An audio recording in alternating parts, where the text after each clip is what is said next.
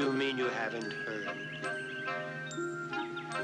Mammoth Tailor's Contest. Clock-a-Lock of the Proud, ruler of all Bibbintucker, offers 1,000,000 Grinklins. First prize for the Emperor's new clothes. And the news spread throughout the world. And in every nation in creation, tailors grabbed their finest garments and dashed off, hopefully, to the empire of Bibbintucker.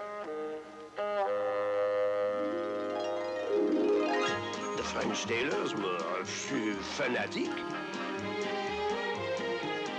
The English were very plutocratic. In Spain, they were dramatic.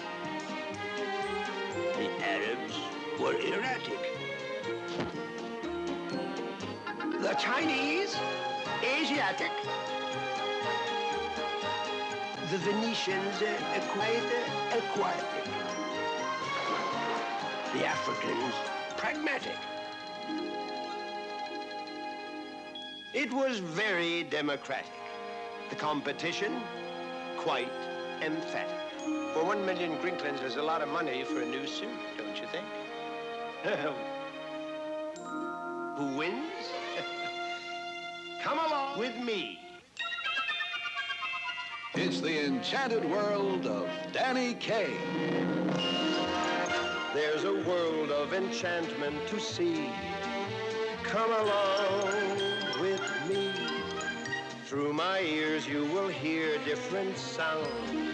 Through my eyes you'll see. We'll enchant your every single sense. Your imagination will become immense. Your capacity to dream will stretch to the extreme. There's a world of enchantment to see. Come along with me.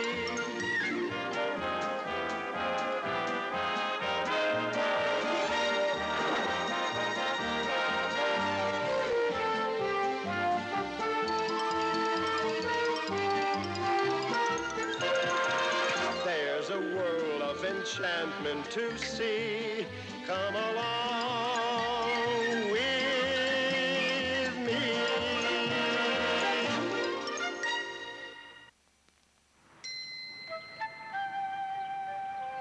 Now, this is the windy village of Aarhus, a lovely town in Denmark, much like the one where Hans Christian Andersen lived when he wrote all those wonderful fairy tales.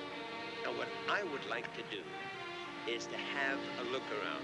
Why don't you come with me? All of you, come on, let's go, and we'll have a look and see what's going on.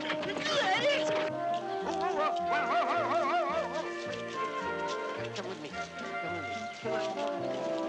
Look. That's a toy store, isn't it, huh? I'll bet young Hans pressed his nose up against the window of a toy store just like this and may have gotten an idea for one of his fairy tales. Well, can you guess which one?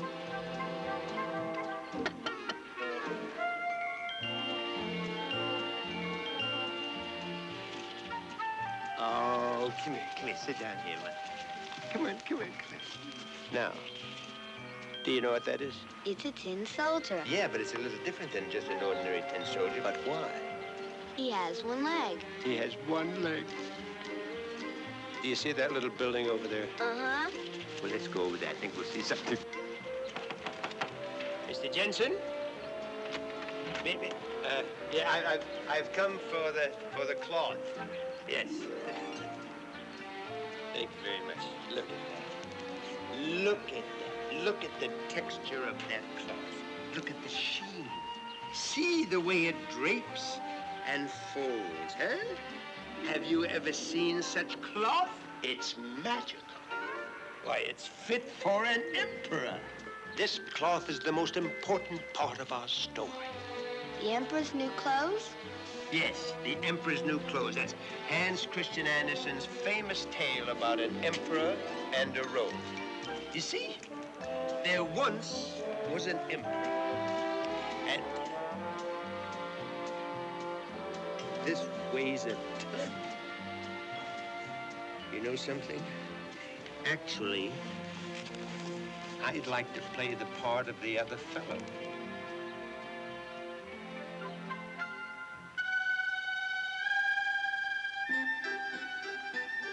Yes. I shall be Marmaduke.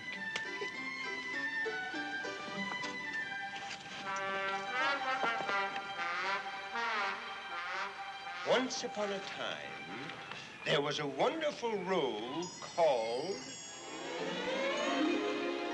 Marmaduke, the cleverest conniver, the most supreme swindler who ever drew a bamboozled breath. I was touring the world with my gallant partner in knavery, the noble Mufti.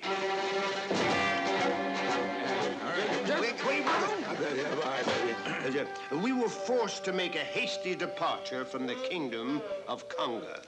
And stay out. Well, Marmaduke, where to now? Where to now? Well, that's a good question. We've been tossed out of every nation in creation. All except this one. The Empire of Tucker? Egad. Oh, it's not much, but it's all that's left. No, to think that I should sink as low as Tucker. I, who once swindled all of London town. I simply cannot face Tucker. I'd sooner become honest. Oh, don't say such a thing, my friend. Oh, here, dry your tears. What coarse linen, Mufti? Oh, it's not mine. It was hanging there. What is it? 1 million grinklins for the tailor of the Emperor's new clothes. 1 million grinklins? Oh, yeah. Oh, it's too bad we're not tailors. Not tailors? You mean... Well, why not? Any well-dressed man can be a tailor. What do you know about being well-dressed? My dear Mufti, clothes make the man. Everyone knows that. Why, if I could only afford it, why, with my taste, I could be the finest of gentlemen. Clothes make the man. With the proper dressing, you'll be most impressing. You could be a gentleman. Clothes make the man. Clothes make the man. If his shoes are patent leather, no matter what the weather, if a bumbershoot he carries in the sun. If he's buttoned to his chin, if his collar has a pin, well, that's the way a gentleman is done. Clothes make the man with the proper styling. You can be beguiling. I could be a gentleman. Woo-hoo. Clothes make the man. Clothes make the man. Woo-hoo. Suddenly I'm feeling very tailory. Shall we? We shall. To Tucker. Clothes make the man with the proper dressing. We'll be most impressing. You could be a gentleman. Clothes make the man. Clothes make the man.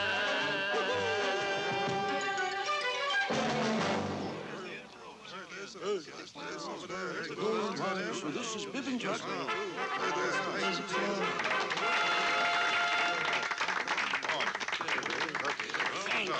Thank you. And welcome to the 174th monthly presentation of the award for the best dressed man in Tucker. The contenders are Emperor Clockenlocker for his magnificent mauve morning coat, Emperor Clockenlocker for his spectacularly silken summer suit, Emperor Clockenlocker for his witty and wonderful winter togs of wool. May I have the sealed scroll, please? I can't believe it. What a surprise. The winner is Emperor Clockenlocker.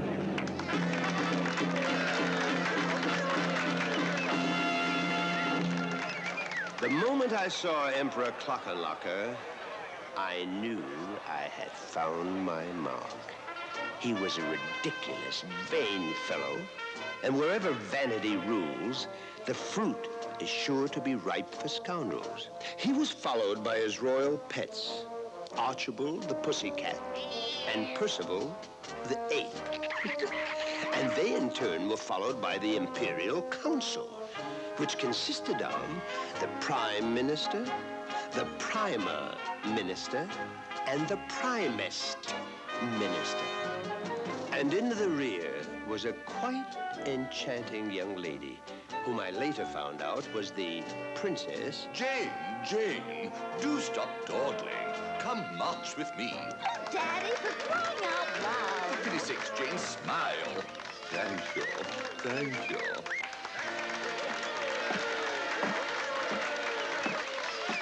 Oh, thank you.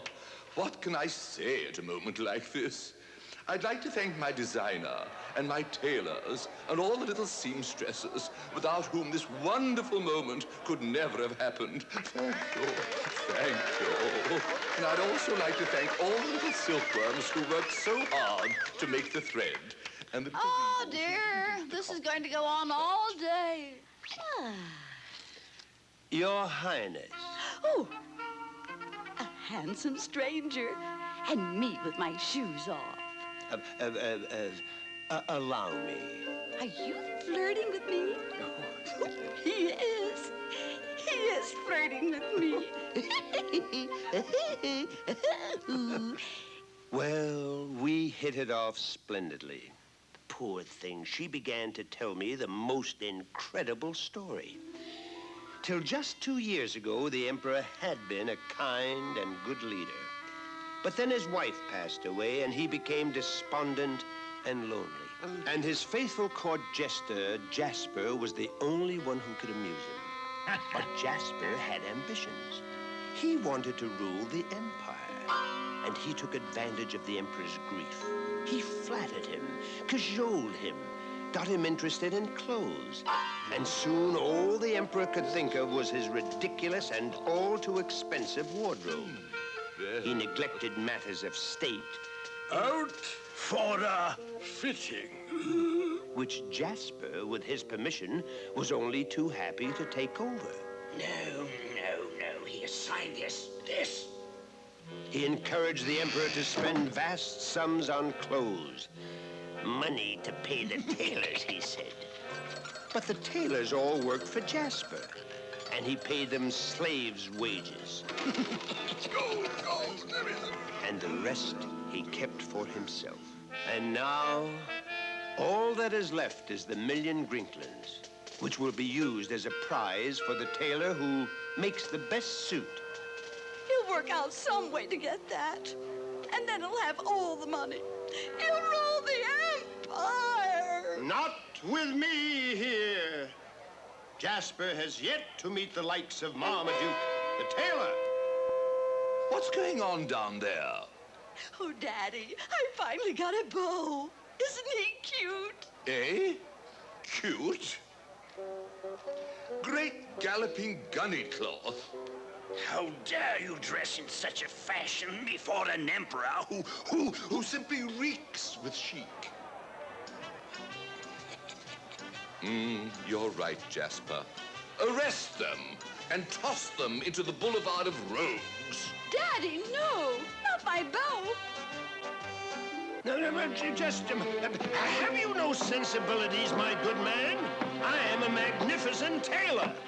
Well, you won't get a chance to do much tailoring in the Boulevard of Rogues.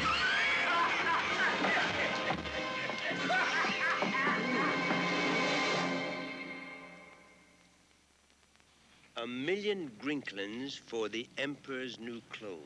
1,000,000 Grinklins, mine for the taking. And there I was, within the confines of the Boulevard of Rogues. What a pity.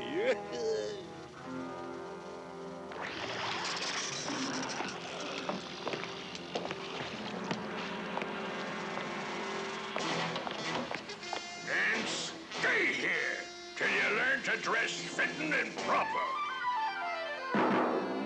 It wasn't a bad place, actually. In fact, it was quite fantastic. An incredible ghetto of beggars, scoundrels, and the poor, where those who could not afford to dress as the emperor wanted were thrown in willy-nilly with as magical a collection of knaves, wenches, and varlets as ever my eyes had seen. So, Mufti, so, while I find more material. What have we here? It's a little... Yeah, it's a little boy. Well, who are you? Busky? Oh, child, we won't harm you. Where are your parents? You don't have any? An orphan? A tiny orphan condemned to the boulevard of Rose. Outrageous! Oh, there, Busky. Child, you will no longer be an orphan. We hereby de-orphan you. You now have a family. Uncle Marmaduke. And Grandpa Mufti. Now, does that make you feel better? Pleasant as the Boulevard of Rogues was, the thought of 1,000,000 Grinklins was even pleasanter. And by the very next day, we had finished the suit for the Emperor. And the following midnight, we planned our escape. Come now, Mufti, be careful. Just here. Yeah, no. Here we are. Just be careful. Ooh.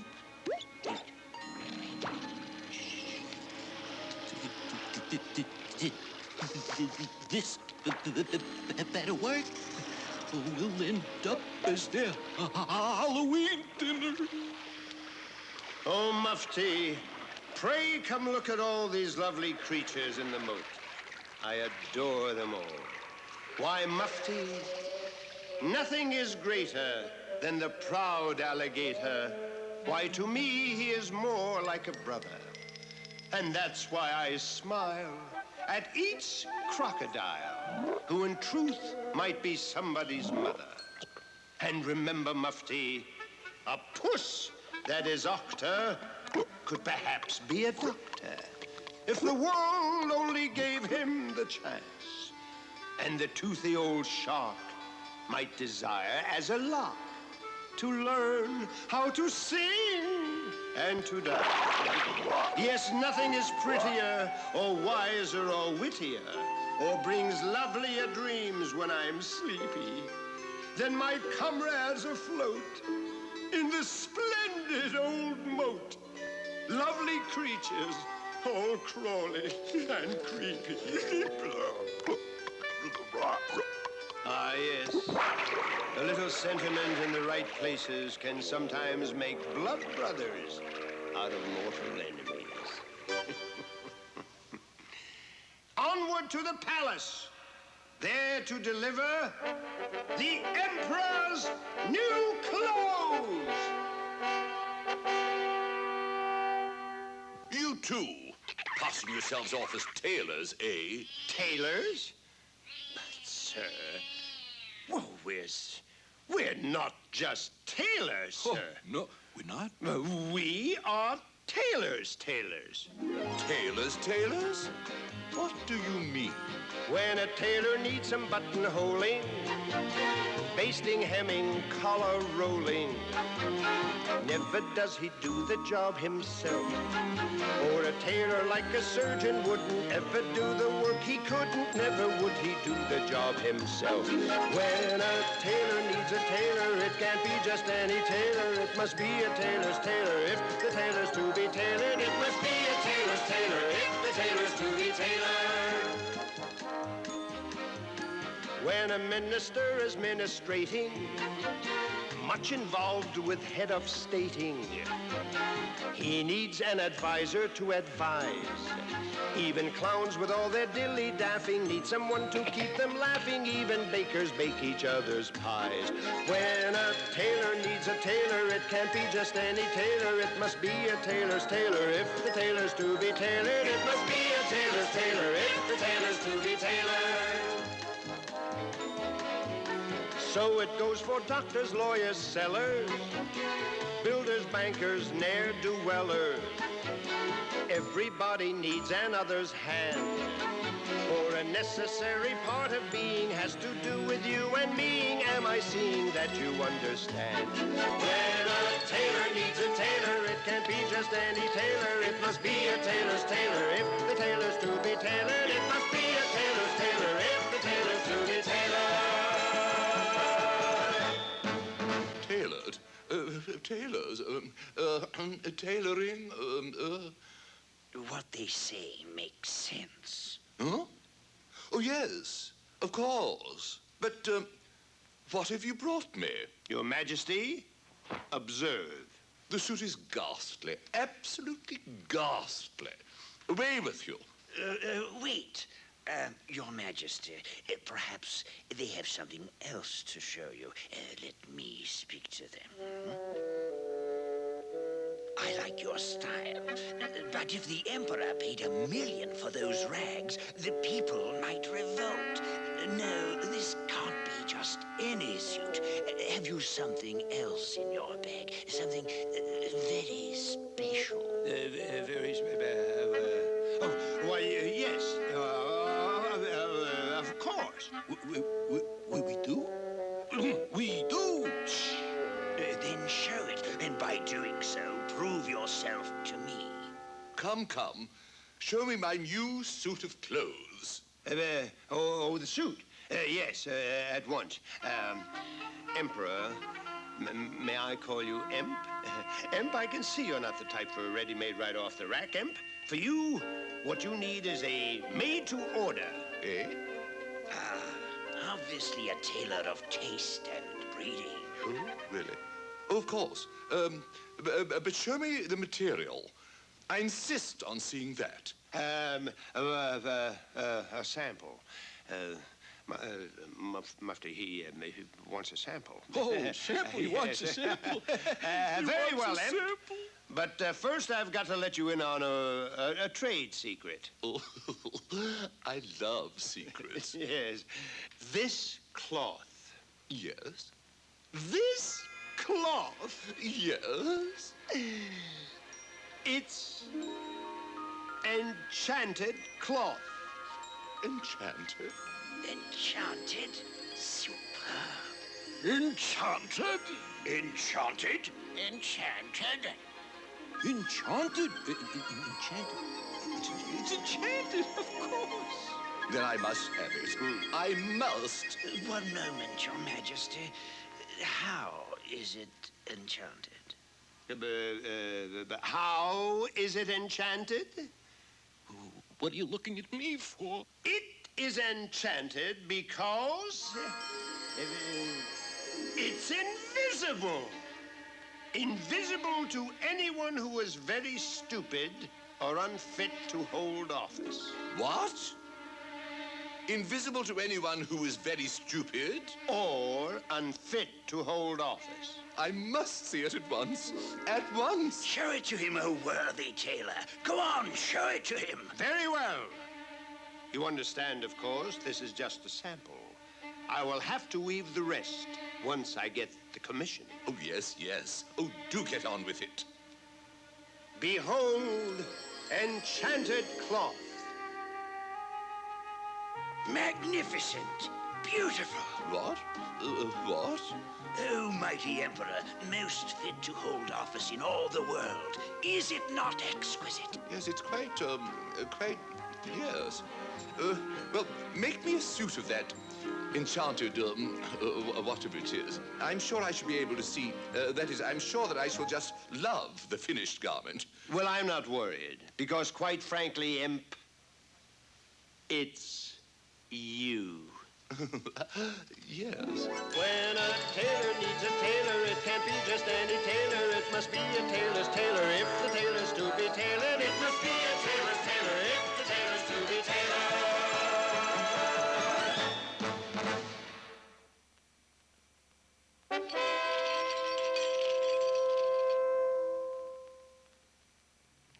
Poor Emperor Clockenlocker.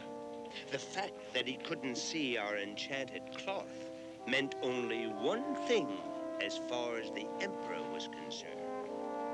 It must be that I am stupid and unfit to rule. Who says so? I can see that cloth. It's as plain as the nose on my face. Egad. Oh dear. What am I worried about? I am the ruler of this land, and if I choose to see the cloth, I will. I can do anything I please. That's the fun thing about being an emperor. I can see whatever I want to see. I see the tinsel, the sparkle, and the glitter. It's never the bitter for me. Through rose-colored glasses, a pretty world passes. I see what I want to see. I hear the chatter, the sound and all the clatter, but none of it matters to me. I'm safe in my bubble from all of the trouble. I see what I want to see. I'm afraid and quite certain if I raise the curtain, I'll see things I don't want to see. The tinsel will tarnish and sparkles cease to glitter, and sweet will be bitter for me. So give me my blinders and save your reminders. I see what I want to see. I see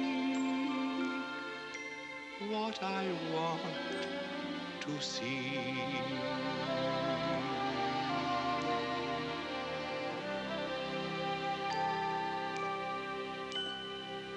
Jasper the Clown saw to it that we were set up in sumptuous quarters.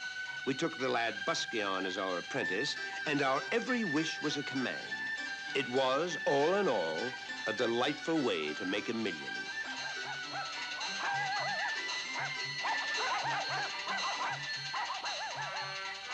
And one of the pleasantest things about living in the palace was getting to know the fair Princess Jane. Strike! That's 19 games for me and none for you. Let's try to even the score. Another game? And as we got to know each other better, she confided in me even more. I'm getting real uneasy about Jasper. Lately, he's been making eyes at me. It's almost like he's in love with me. I ask myself, why would a clown fall in love with a princess?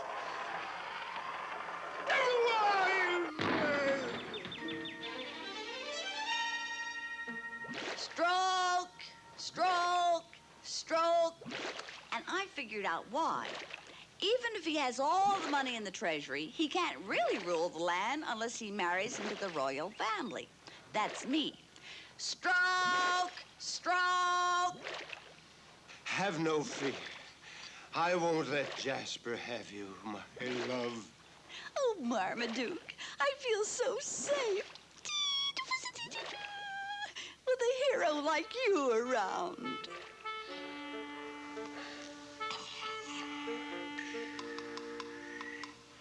I don't like you spending so much time with the Princess Jane. Yeah, but... Silence!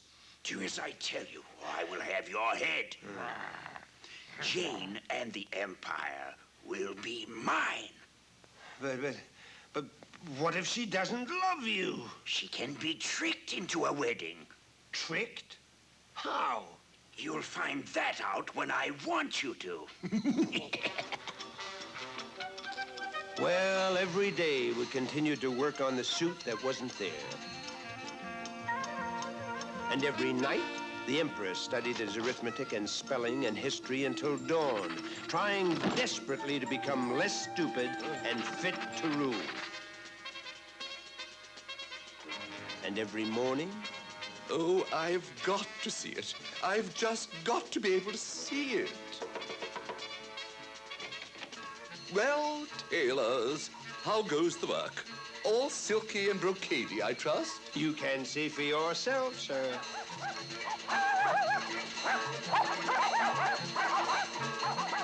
Great simpering sackcloth. I beg pardon, sir? Oh, it's lovely. It's quite.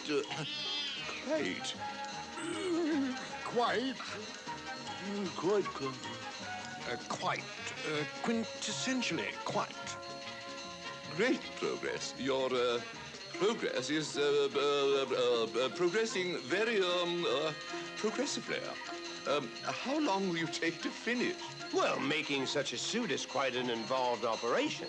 How involved? Well, in my business, it's always the same every year. First, we have the mind defining what to make and what designing. Then the sketching, thinking, lots of thinking, heavy thinking. Suddenly, from inspiration, we have got a new creation. Everything begins to bustle, everyone begins to hustle. Creation. Lots of scissors snipping, needles knitting, clicking. If it's wrong, there's ripping. If it's right, there's color picking. Draping, pinning, fingers splitting. For tomorrow is the fitting. Zip a snap, perhaps a toggle. Oh, the mind begins to boggle. Creation.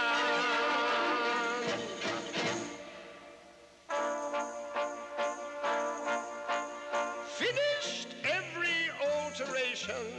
There it hangs, our new creation. Now begins the finger biting. Will they find the look exciting? Will the papers all be saying, beautiful couturier? Soon the moment all is ready, even shattered nerves are steady. Creation, creation, creation. All that? Oh, but I wanted the suit by next week. Oh, don't worry. You'll have it. Creation! Great muddled madras. What does Marmaduke want? The hand of your daughter in marriage. But Jane is all I have. We belong together. I couldn't break up the set. Don't you want that enchanted suit? One would think you couldn't see it. Of course I can see it. And to see it is to want it. I must have it. Think of it this way. You're not losing a daughter. You're gaining a tailor. And then at last, it was time for the final fitting. Emperor Clockenlocker, your new suit. Well, what do you think? Oh, yes. Yes, indeed. Oh, of course, it's still only basted together. We may have to alter the sleeves. What do you think of the cuffs? Fine. Yes, just fine. Silly man, that's the collar. How does it feel? Oh, lovely. Yes, as light as thin air. Are the sleeves too long? I don't think so, no. Why, they hang down to your kneecap. Well, perhaps a little too long. Good gracious, I think I see a cross-stitch. No, that's a mosquito. Got it. After that session, the midnight oil was really burned.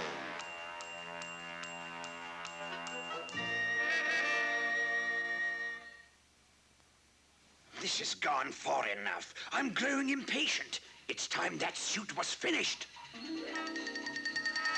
But, my dear Jasper, we can't rush the job. I mean, we're getting paid $1 million and a princess. I'm glad you brought that up. I've decided that you will give the princess to me. You? But she loves me. The princess shall be mine. Disobey me, and the results will be disastrous. See that cannon outside the window? It is pointed directly at the Boulevard of Rogues. If you do not do as I tell you, my faithful Ivan will fire it, and all your friends will be destroyed. What can I say, old friend? At least we'll have the $1 million. Oh, that's another thing. You will be paid exactly 1 Grinklin each for your trouble. The rest you will turn over to me. Understand? With the entire treasury in my pocket and the princess as my bride, I'll be sure to rule the empire.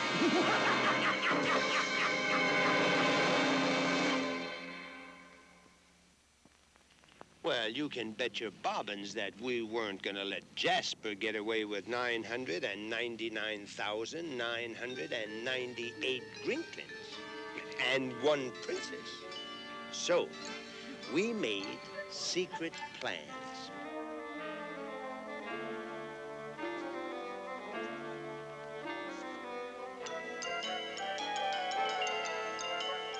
Got the message?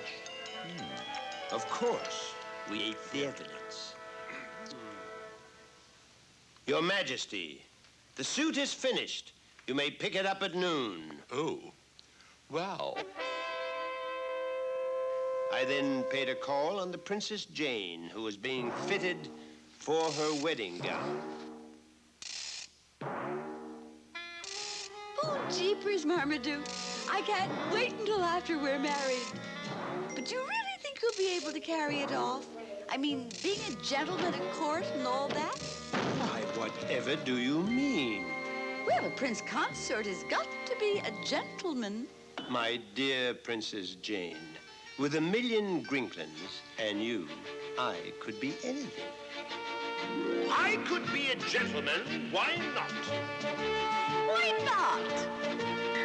All you have to do is look the part.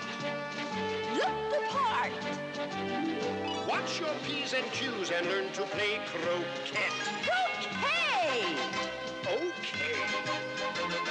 All you have to learn is which is which. All you need is money to be rich.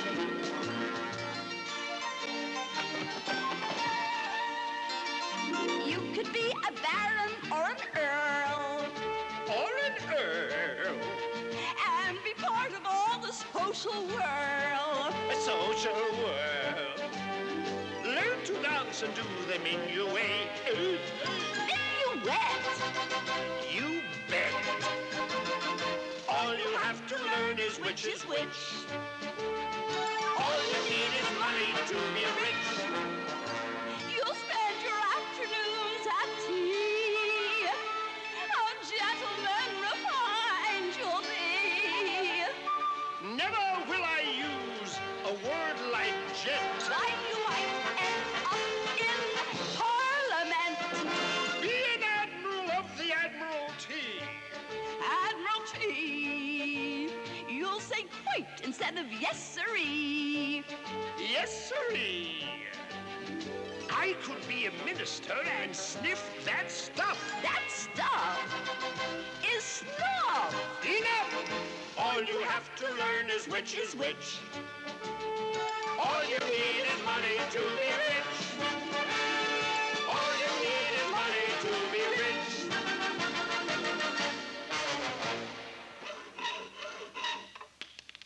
Jane gave me the Emperor's brass statues, and I had Mufti saw them into enough small pieces to fill a sack. Finally, at noontime, the Emperor called to pick up his completed suit.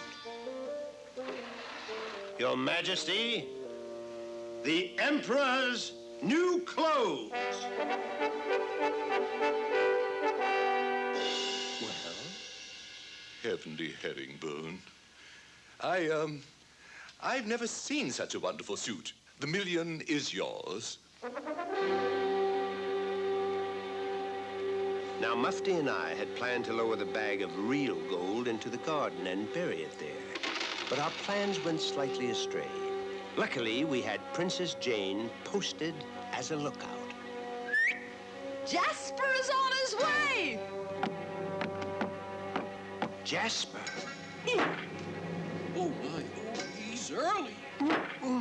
Hide this gold. Oh, my. How can you hide 1,000,000 Grinklets? There's a way. There's a way. In the cannon. 1,000,000 Grinklets.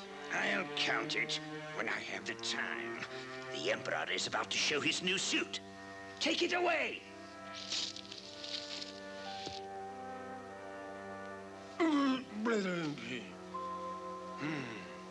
Well, I'm ready. Fully dressed. The moment of moments. The Emperor's new clothes.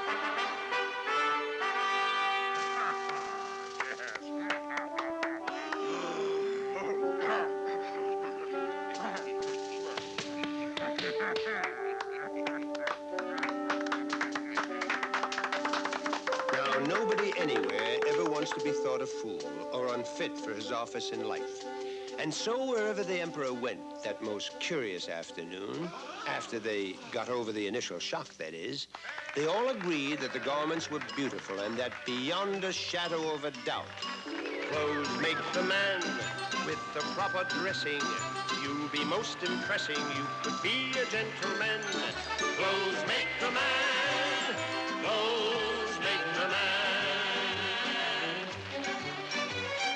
If his shoes are patent leather, no matter what the weather, if a bumper shoot he carries in the sun, if he's buttoned to his chin, if his collar has a pin, well, that's the way a gentleman is done. Clothes make the man with the proper styling.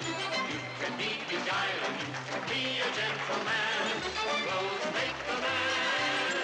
Clothes make the man.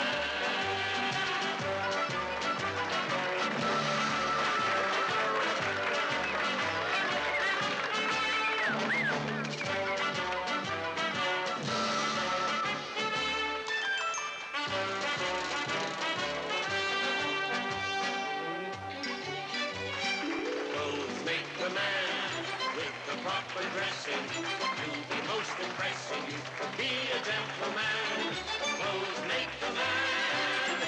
Clothes make the man. And now it is time to award the grand prize, Your Majesty. Eh? Oh, yes. Jane. Princess Jane. Go on with it. Go on, as we rehearsed it, or else. Okay. Your Imperial Imp, I find I cannot accept the hand of the princess, as I have forgotten a rather minor detail waiting for me at home. My wife. Great tropical worsted. And so, I hereby transfer my prize to...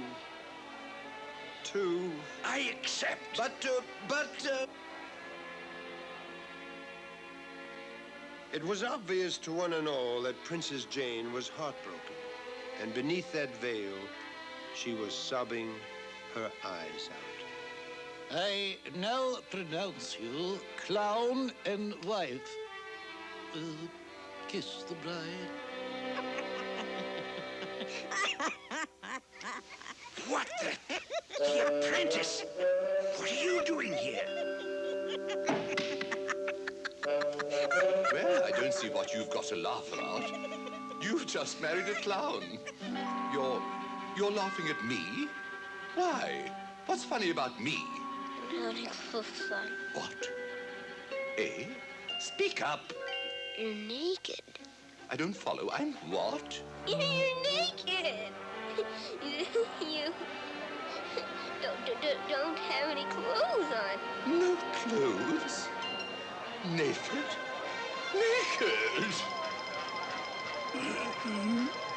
Barely, nudely, nakedly. Naked! Great simpering seersucker. I've been duped. Oh, for pity's sake. Oh, my.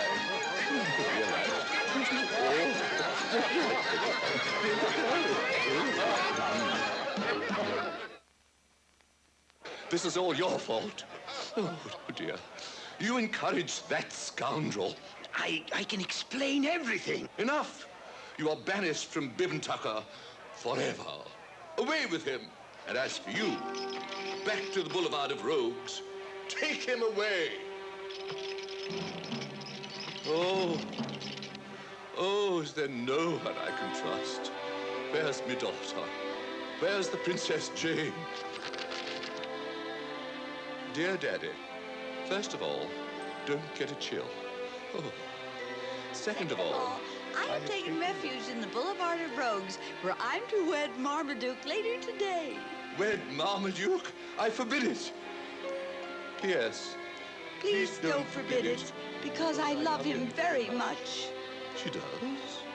Yes, I do. Well then, I suppose that changes things. Jane deserves happiness after the way I've ignored her. Go to them. Tell them they have my blessing and that I shall attend their wedding. Dressed in this outfit I now wear. I ordered these fools' raiments. I approved of them and put them on. And so I will wear them for the rest of the day. Sound the trumpets, beat the drums, so that the whole land shall know of my profound folly. Let the parade continue.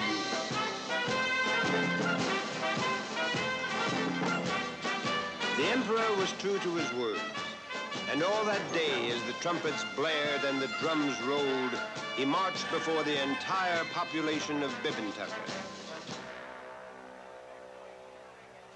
And without adding a stitch, he came to our wedding and gave his blessings. But you know, somehow, perhaps because he was finally being honest with himself, he was able to hold his head up proudly. And that silly emperor achieved a certain grace and dignity.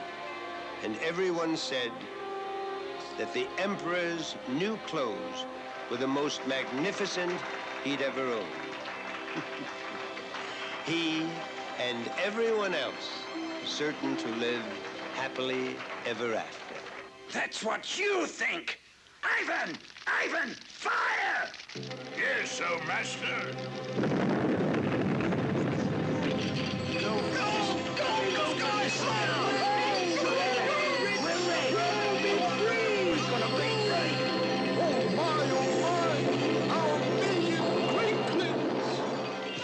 Oh, well, easy come, easy go.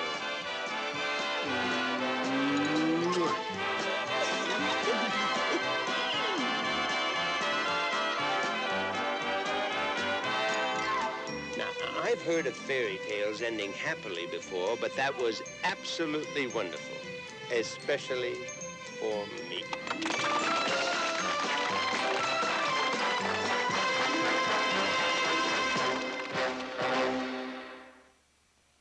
Well, it was absolutely wonderful playing Marmaduke, that cat of a con man. But now, back to reality. Well, it's me again. We do hope you've enjoyed it, and I'd like to thank our guest, Cyril Richard, who played the Emperor, and Imogene Coca, who played Princess Jane. And as for you, you better come along with me.